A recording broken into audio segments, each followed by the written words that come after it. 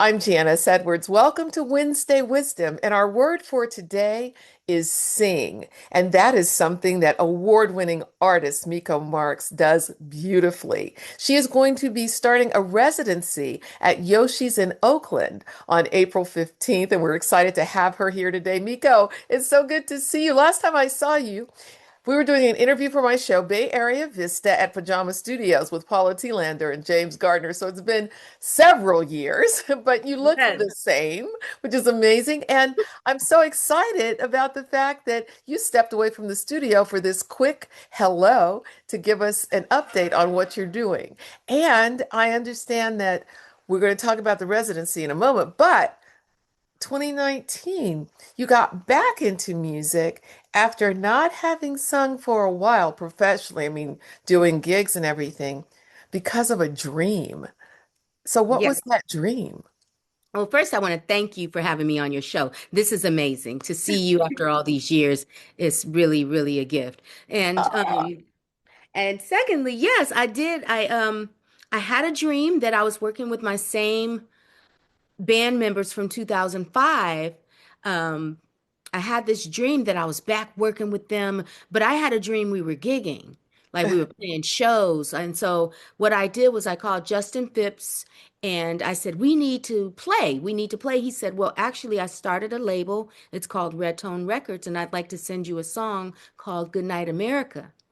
And so Goodnight America was the catalyst, was the was the entry back into recording music for me. That was 2019. right. And how has it been coming back? Because you're recording for years, you won awards, Black Woman in Country Music and Root Music, all of those things, but then you were focusing on your son, your family, and also being a legal secretary for a while? Yes, I was a legal secretary before I even launched myself into any kind of music career. Okay. And so I was able to quit my job and pursue music full time um, during 2003, started that journey in 2003. And so coming back, I felt like a fish out of water. I had been singing because that's just something I love to do. So I was finding opportunities throughout the years here and there to still perform. But as far as like recording music, I hadn't done that in over 14 years at that time. And so it was a scary process. I felt really vulnerable because I hadn't done it in years, but then it became like riding a bike. You don't forget what you love or how to do what you love. Yes. And you've said that music and singing is freedom for you. In what way is it freedom? It's a healing component for my spirit. It's a healing component for my emotions.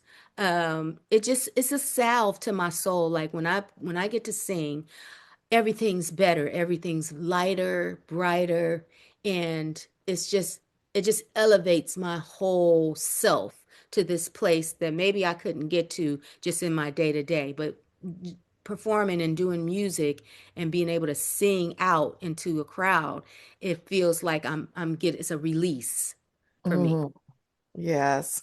So how has this residency come about? Because you're doing a couple of shows at Yoshi's and then other places as well. Oh my goodness, yes. I'm doing 5 shows at Yoshi's Wow. once a month starting on April 15th.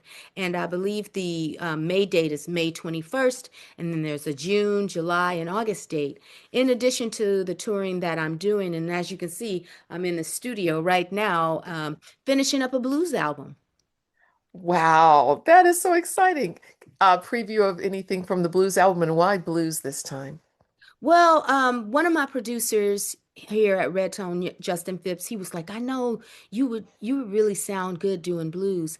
Now, I grew up around a lot of blues, as with country, gospel, all these genres, but I didn't particularly care for blues at the time. As a little girl hearing blues, it just seemed like everybody was sad, or they didn't have any money, or they were cheating on them, all these negative Right. things. So as a Mhm. kid, it was kind of like not attractive to me. But as I've lived, matured, aged, have some life experiences, I can relate to the blues in a way that I was never able to do so in my youth, you know. Mhm. And it seems like your story is some that so many people can identify with in terms of loving something, having to put it on pause, if you will, for a while, but your soul's cry for expression would not be denied.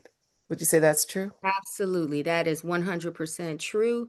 And, I feel like Spirit has a way of working through others. And so that dream happened, and Justin had the same phone number.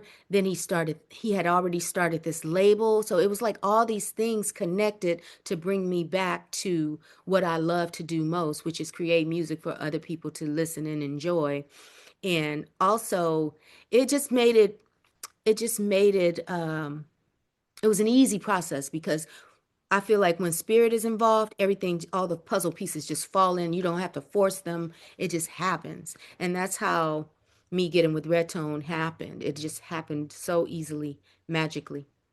Wow, that's wonderful. And speaking of Justins, I know you're working with one at Red Tone, but you also have a son, Justin, who is following in your footsteps. He's performing, known as Jayhawk, correct? Yes. Jayhawk is doing very well.